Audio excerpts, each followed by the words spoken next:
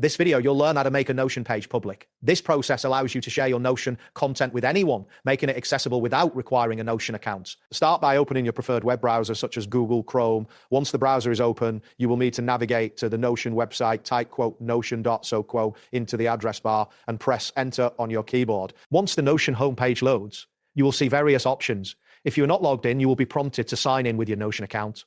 Enter your credentials and complete any authentication steps required. After logging in, you will be taken to your Notion workspace. Next, locate the specific page you wish to make public. Browse through your workspace and click on the desired page.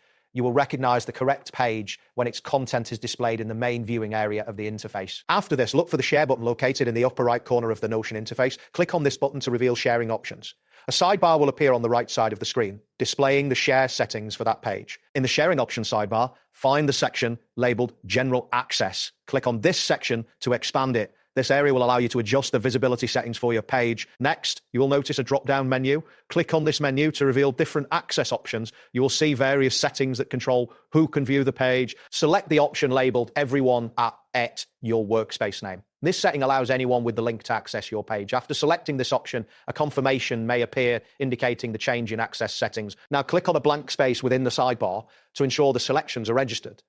This action may help prevent accidental changes and ensure that your settings are correctly applied. After confirming your selections, find the Publish button within the sharing options. Click on this button to make your page publicly accessible. A prompt may appear to finalize the publishing action. You may need to click Publish again to confirm your action. After completing the step, you should see a message indicating that your page is now public. This confirmation will confirm that anyone with a link can access your content. And there you have it. Thanks for watching and see you soon.